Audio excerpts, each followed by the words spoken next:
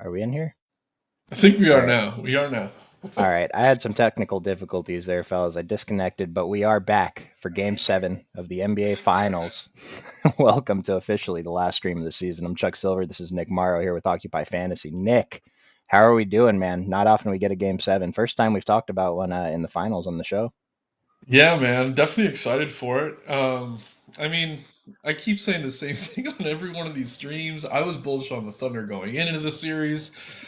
I kind of feel like they took their foot off the gas that last game just to kind of lean into this game seven here. But yeah, man. I mean, I've been wrong a lot of the time, kind of being low on Indy. We did get a lot right last time, kind of being low on Turner, even though Indy was great. But yeah, man, I mean, I think OKC is going to win tonight. Spread 7 points, open around nine. I mean, that's kind of what the expectation was going into the series. Obviously, there's ebbs and flows game to game with the travel, everything else. But Halliburton's banged up, kind of is what it is. And we're starting to kind of see the matchups for what they are. Obviously, even in a 7 game series, you're dealing with very small sample of data. So night to night things do change. But yeah, man, I feel pretty good about OKC here. There are some pieces from Indy I like. There's some pretty bullish takes I think I have, but just excited to have a game seven. Any sport, whether it's baseball, hockey, basketball. I mean, 7 game series when it goes seven, nothing like it. So definitely pumped for tonight, no matter what. So unfortunately, it looks like that little glitch at the beginning of the stream. I don't think I'm going to be able to show your comments, but I do have it pulled up on my phone. I just want to thank all you guys for being here. Rear Finch, Heath, Amari, Anthony, Danny, Mr. Creo, Eli, Jose, Jake. Dude, you guys are all studs. Appreciate you so much. Appreciate you. Yeah, let's before we get into the game, let's spend a couple minutes talking about Kevin Durant. First reaction. I get it. I think maybe they could have got more. Mhm.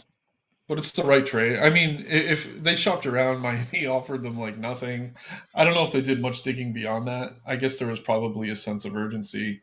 It's kind of funny, like they wanted to get it into this news cycle, maybe. But Durant loves MA. Like as far as Durant goes, I think it's a good move for Houston. Mhm. Very small window. They got to compete with OKC, Denver, a couple other teams. But yeah, I mean, they're maximizing that window by bringing him in. Jalen Green, I like, but he's kind of like mini Devin Booker, so I don't necessarily love the fit. I also think if they can get away from that Beal contract, they're going to, but no one wants to take on that money, even for a year or two. Like my Nets, who I somehow tie into every deal that happens in the NBA, they have all the cap space in the world. Like we're a team who would be able to take on that deal, but they don't have many picks left. So it's kind Mhm. of tough to move them unless they're kind of giving up some young talent. I don't know that they have much young talent. So I think what you do is you kind of just shut down the team for the year, rest Booker, let Green go off, maybe maximize his value. You could decide if you want to keep him. And then next year, when you can get Beal off the books, maybe really make a push for it. But yeah, obviously wasting a year of Booker is not ideal. I think they probably could have gotten more, but that's a hypothetical. Who really knows? As far as Houston goes, though, I like it. I think it's a good move. They're giving up some picks, but you got to maximize that win now when you have it. With Ime there, Thompson kind of rounding into form, Sengun.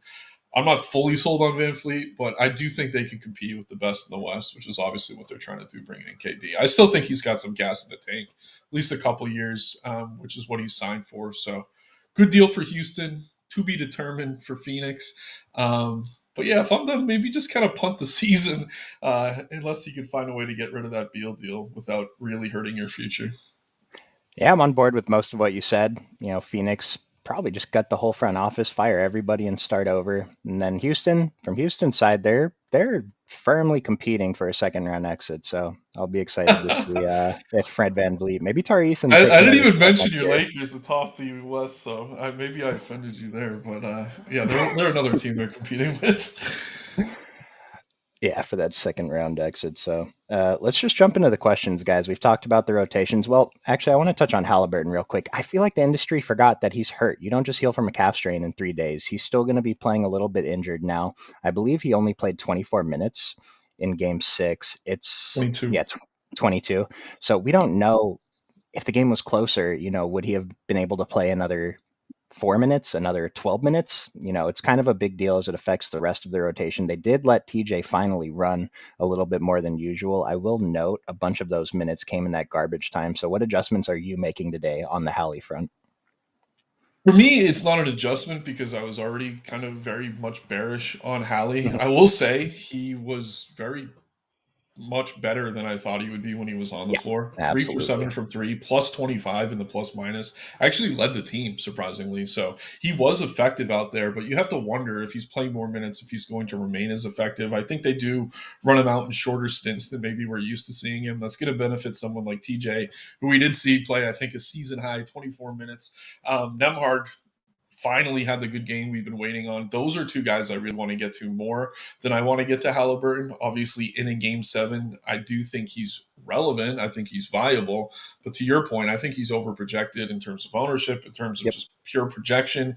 So I'm going elsewhere. If I'm paying up for anything, I have said this every single stream I've been on this series. Siakam is my favorite pacer.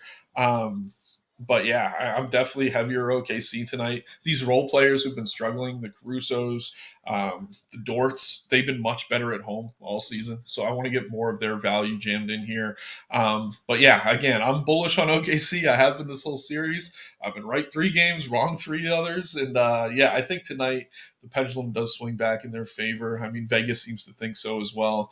Nothing is going to surprise me here, right? It's a game seven, anything can happen. But I'm bullish on OKC. I'm very much bearish on Halliburton. I don't have much of him in my exposures at all. And again, I'm not someone playing 150 lineups. I'll probably have 5 to 10. Maybe he touches one or two, but I don't know. I just think he's overpriced compared to what we're expecting some of the other payups. I'm trying to jam in like Jalen and some of my SGA and vice versa. So it's taking me off of Hallie. And again, I'm prioritizing Siakam over Halliburton by a wide margin. Even if this game is competitive, I think he outproduces him in terms of fantasy points. So he was better than I thought he'd be. I think he looked better than expected. You kind of saw he hit that first three and just like the sigh of relief and just celebrating that first shot that went in. It really did kind of set the tone for that entire game. But yeah, not going to much Halliburton, but that's not an adjustment for me. I've been kind of low on him this entire series. So I mentioned last time I did not believe his ownership, and he came in. I don't know what the captain ownership was, 3 or 4%. He was 16% overall, so came in way under. And I had mentioned that I bumped him up to get more captain. I had the second best lineup on FanDuel with Hallie in it at captain. The swap was just Pascal at captain. That would have left some salary on the table. But it's interesting how that worked out because I forced that lineup in, so I don't know. I wouldn't have had the Pascal lineup if I didn't do that. Yeah. Uh, but the reason why that worked is because Halliburton did just well enough, and Jalen Williams and Chet Holmgren had terrible games. So those raw points mattered, and maybe there was an optimal lineup that left like 12,000 on the table or something crazy like that. But Halliburton was in the winning lineup just because he scored 30 plus, and there really weren't that many guys that scored 30 plus in the blowout last time. Mhm. So let's see. Anthony leaving 1,000 on the table tonight. Try to guess your lineup. I mean, we'll see. Yeah, we'll build a lineup or two at the end of the show. See how that looks. It's once again softer on FanDuel. Not quite as soft as a previous game, but still, you're able to do basically whatever you want. Yeah, I Uh, have one lineup I built on FanDuel I absolutely love. It doesn't leave much salary, but like it kind of just shows how easy it is to build. I'm fitting Siakam and SGA in a Jalen Williams captain lineup with really, really strong value. So I don't know. I just kind of gave it away. But yeah, I think there's a lot of ways you could go on FanDuel. Again, it's super flexible over there. My kind of take this whole series has been like, I don't like the super, super cheap guys like the Isaiah Joes and Wigginses of the world if I can help it and avoid them.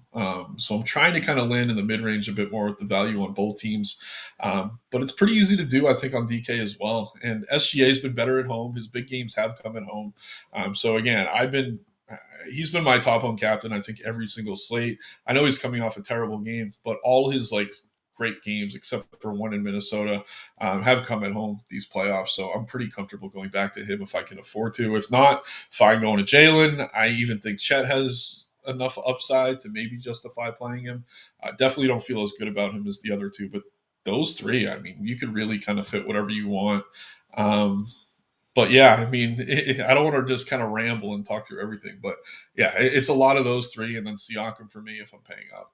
There's not too many mid-range plays I like to captain tonight, but that has been the best way to get different. and well, Eli's asking about what do we think about Halliburton at captain on DraftKings in a single entry. Uh, I mean, I'm forcing some in tonight again, but I'm pretty low on him in the util. I'm counting on at least Jalen Williams to show up. Maybe Chet shows up too. I know Nick's probably not down with Tyrese Halliburton in his few lineups, at captain anyway. Personally, no. If you're someone who thinks the Pacers win, I mean, I get it. I think I would rather go to Siakam though. And is he still cheaper? Like, I don't know. I No, think see, they you. finally changed it. Siakam's Okay, finally good. more expensive. Yeah. It took him 6 games, but yeah, I'd Yep. honestly still rather pay for Siakam, just knowing that those minutes are secure and that he's tougher for OKC to defend. Dort had a terrible game, like on both ends of the ball last time. Mhm. Minus 28 when he was on the floor. Not as bad as Williams. Minus 40, I think, is the worst we've seen out of anyone in the It's playoffs. But worst of all time. yeah, it's absolutely sickening. But yeah, I honestly think, and they did this in the Minnesota series too. I don't know if it was game 4 or 5. They just didn't show up at all. It's like they knew that they could go home and close it out. So I think that's maybe what we see again here. Again, anything can happen in game 7. We're trying to predict the future.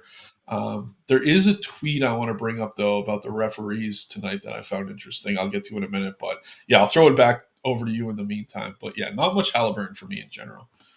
Just the thing you made me think about just now, there was an interview with Jalen Williams, and this dude looked so shook. He did not sound confident. He's like, "Win or lose, we're a part of history." And it's like, lose? Oh, I hate What are that. you talking Yeah, about? I Lose, hate dude. that.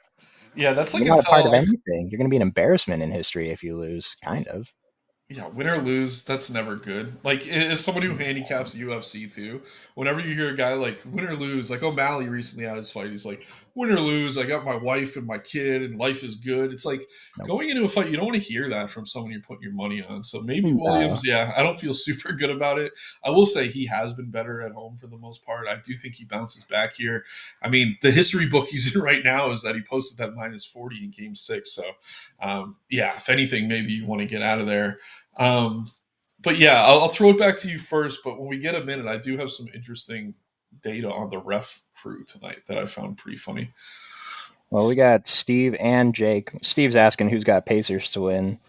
Jake says Pacers money line. I'm rooting for the Pacers. I'll let you guys know. With like all my pick'em stuff on pick six, so many unders. Everyone is. I think everyone's gonna suck tonight. It's game 7. It's a lot of pressure. You remember? I don't know if it was 2000, like the first or second Lakers championship when they beat the Celtics. I guess it would have been the second one. The score was like 59 to 64 or something like that. I'm hoping it's not that Yeah, so when extreme, the but Celtics blew the lead, yeah, yeah, that yeah. was Let's an get a low ugly, scoring ugly game game. tonight. Everyone's gonna brick everything. They're so nervous, except for Tyrese Halliburton. Yeah. So on that note, Game 7, right?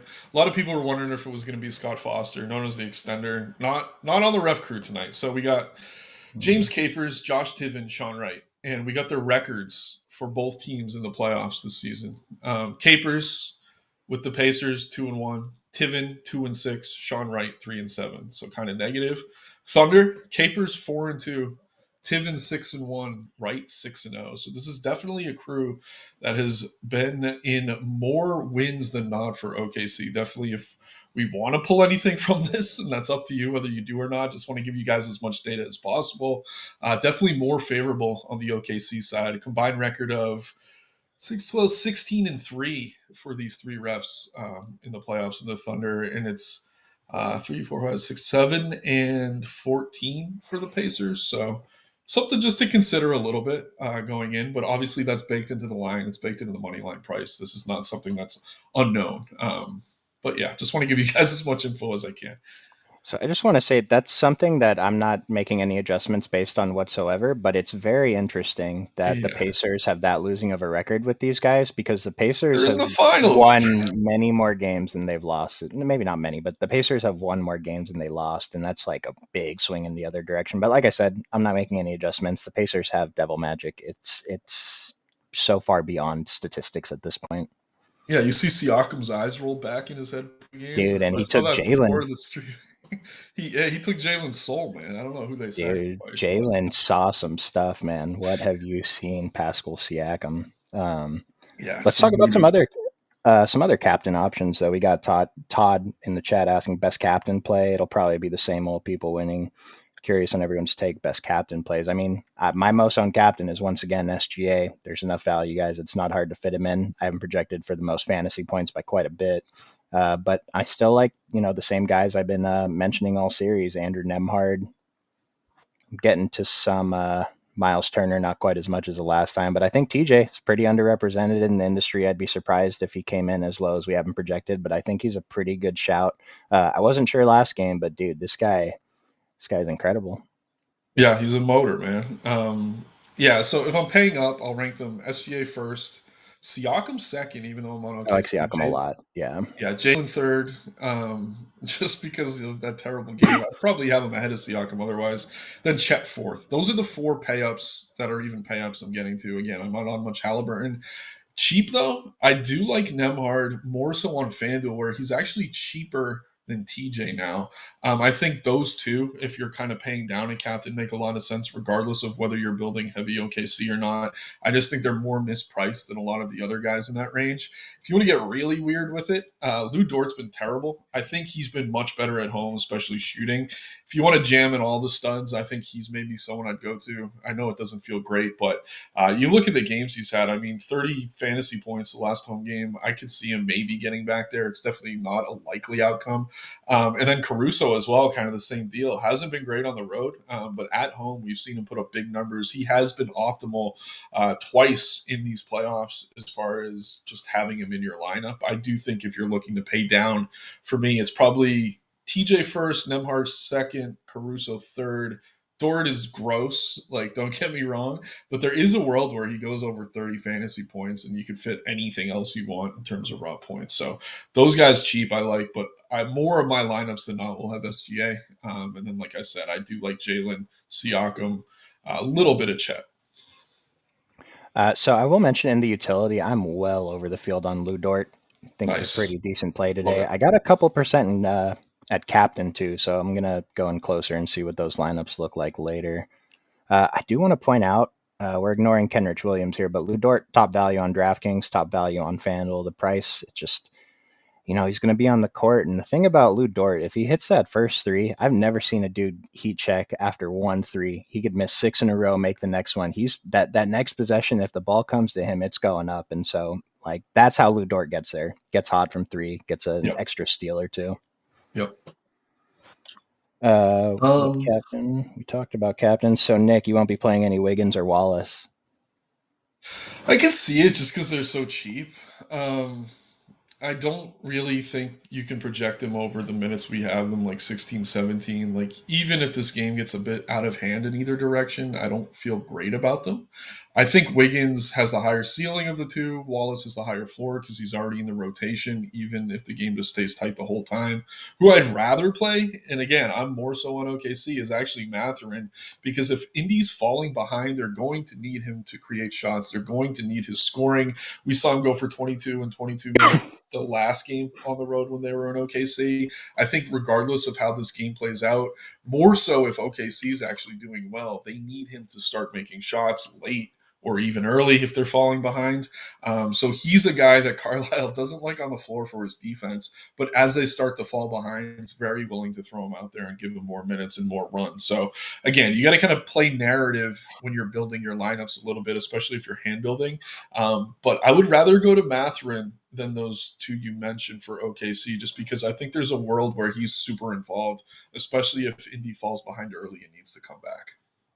So in my exposures, I'm on, well, I should say in my heart, I'm on the other side of that. I really like Kason Wallace today. I'm interested in Aaron Wiggins. I'll mention I bet their unders, PRA. They're not high, but I don't really let that affect my decisions in DFS. It's kind of separate, Yeah. even though whatever we're hoping for certain outcomes.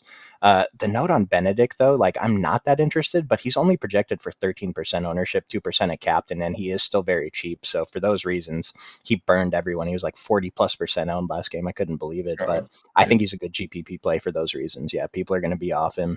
But I am very interested in Kason Wallace and Aaron Wiggins, who are showing up as the higher value plays on the model, actually.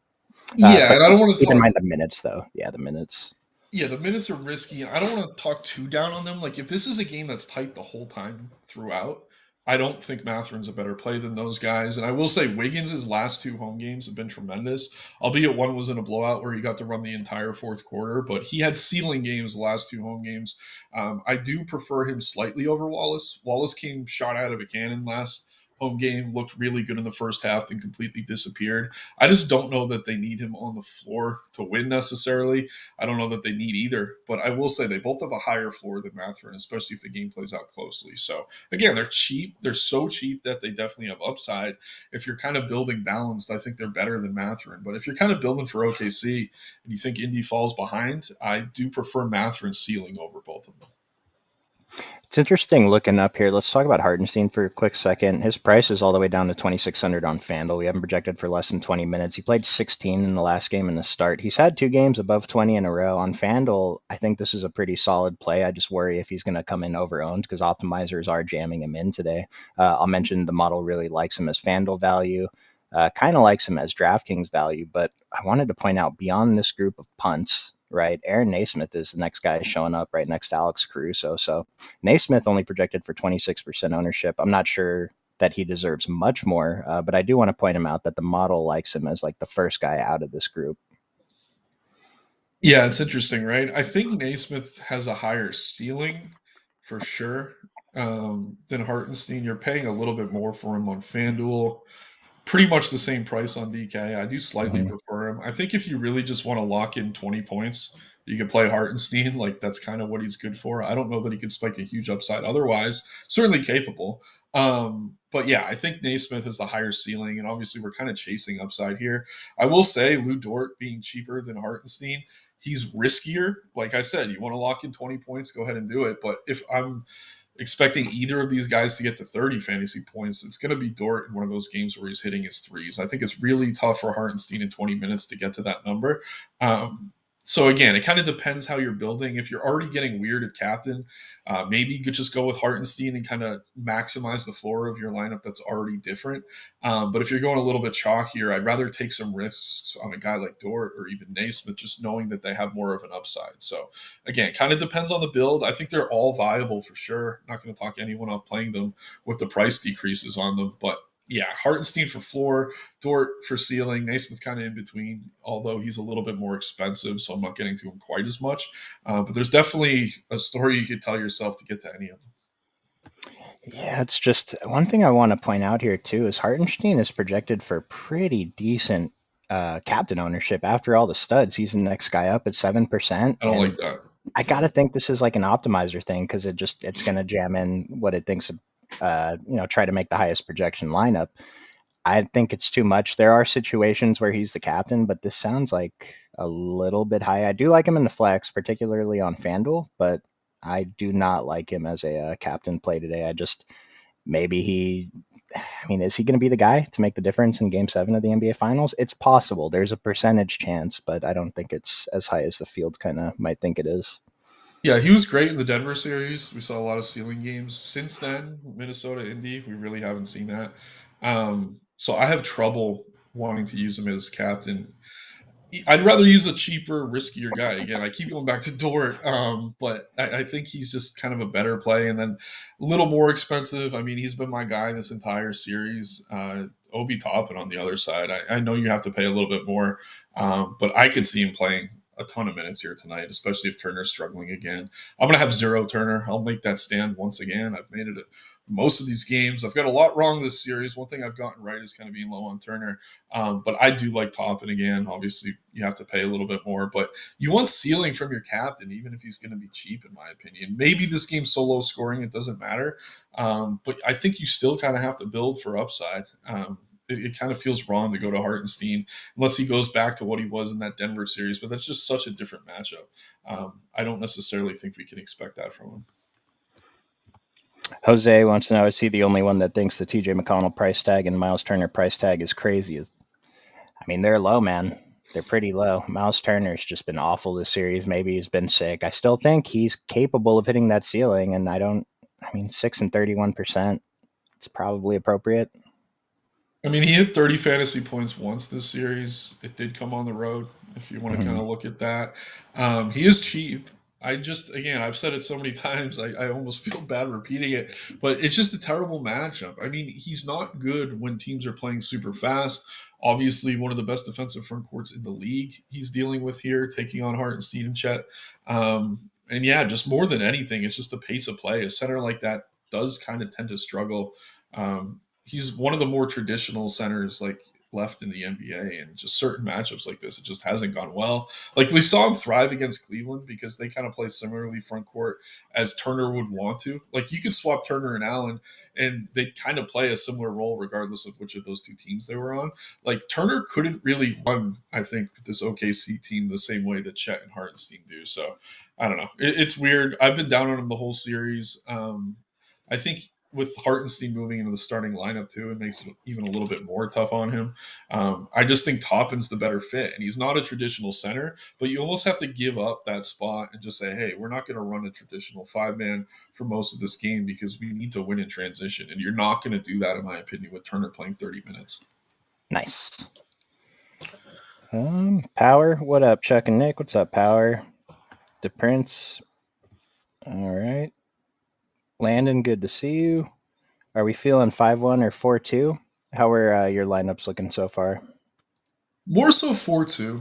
Um, Again, because there is good value on both sides. Like, I know Jose asked if I would play any Wiggins or Case, and I don't mind it. But like I said, even if I'm going heavy OKC, I think Matherin has a higher ceiling than those guys. Um, so yeah, I think more 4-2 than anything. I don't think there's a perfect answer to that. There is a world where OKC just, or the Pacers, I have to say it, just comes out and completely blows the top off the other team, and you maybe do want that 5-1, but yeah, I mean, more often than not, I don't think 5-1's been hitting even in the blowouts.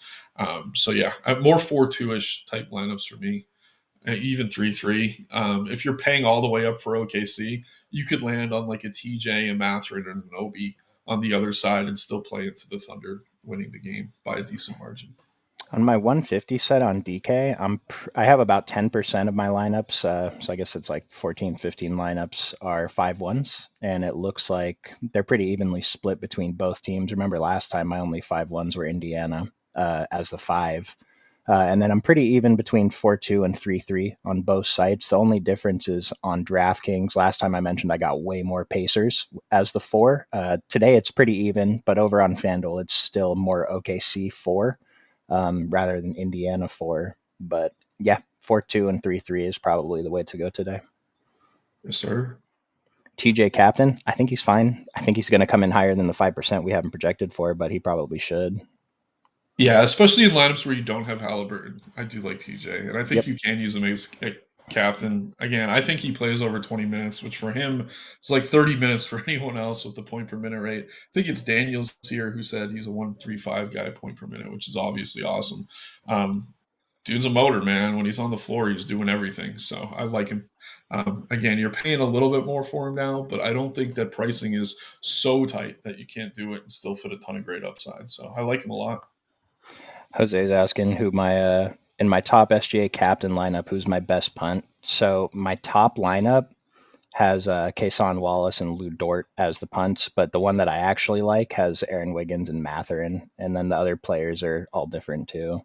But I'm just pretty much getting shares of all these guys.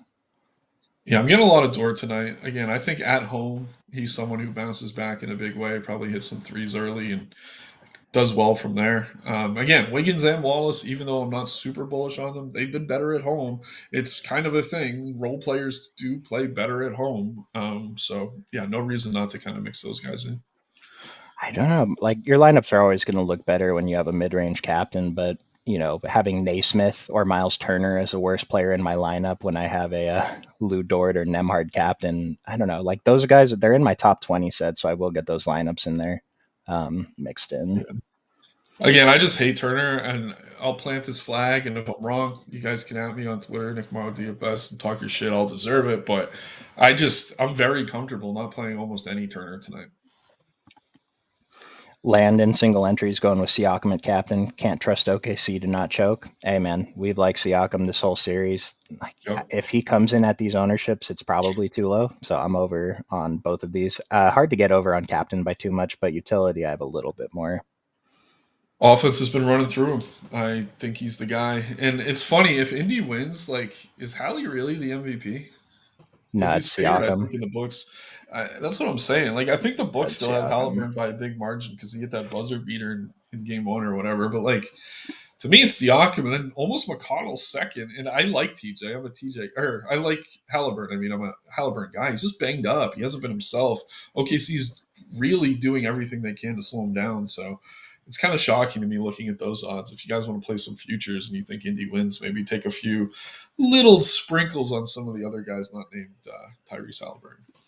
Both teams are going with the same starting lineups. We got Hardenstein starting for OKC. That's good. Everything we talked about is still relevant. Let's get a couple more questions, guys. We're going to get out of here in about 3 minutes. What percentage of my lineups have a 1K guy? How many 1K guys are you playing tonight, Nick? Like Uh, 10, so 20, there's 20%? there's Kenrich, Bradley, and Joe on DK, right? On FanDuel, the same. My whole thing this series has been to not play those guys. I think Yeah. too, like even if the game's out of hand, you can't just take out all your starters in the fourth quarter if you're down 20, even 30. Like you got to kind of leave it all on the floor. So I don't know. It's low for me. Again, I'm not someone playing 150. You're the better person to answer that question, but very, very low for me. It would be. On DraftKings, I have 11% total I think that of the sounds 1K good. guys. Yeah, there's a Yeah. world where it works And out, but I wouldn't want my night depending on those plays. now I have closer to 20% of Aaron Wiggins and Kason Wallace, a little bit more Aaron Wiggins. Those guys are a little bit more expensive over on FanDuel. Aaron Wiggins is only 1,200, Kason 1,600, but I'm sub 10% on both of these guys because, as we mentioned earlier, salaries are just a bit softer over there and they're not as necessary. They'd have to have like that blow up game rather than salary relief, I think, to get in that winning lineup. Yep, Um, yeah, McConnell looks solid at 5,800. I love him tonight. He's going to be one of my highest owned utility guys. I agree the industry is just under projecting him. agreed. Andrew, there was a question about Nemhard. If he gets 26, is he a good play tonight? I'd like to think he is in this specific game, but it's hard to say. It kind of depends on what everyone else does. I'll mention that's right around what I have him projected for, so I wouldn't be too upset if he put up 26. I'd prefer closer to 30, obviously. Good at utility, bad at captain. Yeah, yeah, yeah. He'd Well, have to have if he he'd gets have some 26 kind at of game. captain, yeah, I think you want to maximize that multiplier. So yeah, I think you're fine using him as a utility to kind of fit other stuff, but if he gets 26 at captain, I don't think that's going to be enough. Power talking about KD. Yeah, we talked about our thoughts for a few minutes at the beginning of the stream. You can run that back if you're curious. Antoine topping over McConnell. I I'm on a McConnell over Toppin. I'm actually kind of down on Toppin tonight. I would be surprised if he came in at this ownership. I'd expect him to come a little bit more since he's been playing better, and he probably is the better play at this point over Miles Turner. Maybe the field's going to recognize that. Like I'm still over this 19%, but I have much more TJ McConnell. But I I don't mind love it. That's your stance. Yeah, I love both. I definitely prefer TJ, but I'm gonna have both of them in a lot of lineups. Even my OKC heavy lineups, they're like the most mispriced guys maybe on the slate. So I like both of them. I do slightly prefer TJ, but not talking anyone off playing top. And again, I'm playing zero Miles Turner. If I die, I die. But I'll have plenty of top to kind of fill that gap. He's also hit us with Kenrich, the best punt. The model agrees, man. So yeah, I'm on board with that. If you're getting a few percent, just don't go crazy. We don't have to play a ton of him if you're making a few lineups. I don't necessarily love it unless you're thinking Halliburton has a good game and you want to jam him with SGA and Jalen and Siakam, like using someone like Kenrich to get there. Okay. But since Halliburton's not super involved in my exposures, I don't really feel a need to get too much Kenrich. Again, I think he's hit double digits 0 times this series, a couple times against Minnesota. Had one good game against Memphis in the play-in, or that wasn't even the play-in; that was regular season. I just don't think he does enough unless you're jamming in studs that all hit value. And again, I think we both kind of think this game could be a bit more low scoring. Vegas Mm-hmm. seems to think so. I think this is the lowest total we've seen this series. So for me, I don't love it necessarily. I just don't think he has the upside. And then Chauncey said thoughts on Caruso, and Landon added in Caruso's predicted ownership was north of 30. Feels a little bit too high. I agree. It's probably a little bit too high. DK Flex. Wait, 60. No, Yeah, 26. 26. I'm I think pretty that's probably neutral on appropriate. Yeah, Yeah, yeah, I feel again, indifferent about it. same page. I like him. Don't love him. Again, I think the guys like TJ and Toppin are more mispriced. I'm pretty bullish on Dort. I know he's risky. I think he has more upside, points per dollar. But Caruso's good, but I'm just kind of neutral on him. Wiggins or Matherin at captain. Um, It would be Mathurin for me again. I think if Indy falls behind and they need scoring, we could see a big Mathurin game. I think it depends how you construct the rest of the lineup. I don't want to answer that just one or the other. It depends like what kind of game script are you building for, assuming it's hand built. Yeah, if it's close, I would go with Wiggins. But if you think OKC's going to pull ahead, I would want Mathurin, I guess. Let's build our perfect dummy, Nick. Who's your captain tonight? I mean, my favorite's SGA. I kind of want to see what we can do with him there. Let's try If it. not, SJ yeah, I think that's the captain. move. I want to get Pascal in there, Agreed. and then was there another guy that we were both pretty? Dort. Dort's the Yeah, we cheapest I guy we like like. Dort. Yeah, Yeah. What do we need per? We still need to go cheap. 4,600. McConnell. Yeah, I want McConnell. I What mean, does Toppin leave us if we go Toppin? 26. Let's just Andrew Wiggins, baby. Perfect. That's a good lineup. Yeah, and again, Wiggins not the safest play, but he's had two huge games at home. I know I'm sitting here saying I'm not getting to a ton of him, but in a lineup like this where you're fitting everything else that you absolutely love, like those are the lineups I'm comfortable playing someone like Wiggins. So I like this a lot. This is very close to my top ranked lineup. That's a beauty. It's probably going to be duped a million times, but that's a great looking lineup right there. Yeah, let's run one real quick. You want to do Pascal a captain or Jalen Williams a captain? Pascal. Yeah, let's just do the same thing real quick. We'll do Pascal, SGA, and that leaves us 4,500. So instead of Aaron Wiggins, we can go to Kason or Benedict Mathurin. Maybe we swap Dort out, actually put Kason. That lets us get up to Hartenstein or Naismith. It's a little bit of a different look. It's a little different look. I'd go maybe Naismith just for the upside. Yeah, I like Naismith here. Seems like he's forgotten, but let's see. Who do we like more, Naismith or Hartenstein? I like Naismith. Yeah, I think Naismith has a higher ceiling. Hartenstein, Yeah. he'll get you 20 fantasy points. As like a last piece in, I don't mind him, but I do like Naismith's upside more, although he is a little bit riskier. But yeah, we saw a couple huge games out of him these playoffs. Not necessarily this series, but it's in his bag. Well, Nick, the time has come. We are going to get out of here, fellas. I got to thank you from the bottom of my heart for showing up. If you were here for 5 minutes or if you're here every day for the shows this season, truly appreciate you. Thank you so much, Nick. It's been a pleasure hosting with you this season. Thanks to you, too. Yeah, much love, Chuck. It's been a great season. We'll be back next year after all the chaos of the off season. I mean, KD, one of the first dominoes to fall. So, yeah, and just plug the rest of Occupy, man. I mean, I'm working on the MLB plug every day with Smitty and Chris. I'm excited to announce we're going to start a UFC show, which I'll be running, I think, starting on Friday night. So, guys, definitely keep subscribe, check out the bell for that, and yeah, let's keep printing money even in the off season. Appreciate you all. Been a great season. Hopefully tonight we get another classic. And just in case you're interested in NFL best ball, Chris and I recorded episode 3 as part of our partnership with DraftKings this summer. You can find that under the live tab. Thought it was a pretty great show, so check that out. And we'll see you in the Discord. Thanks, guys.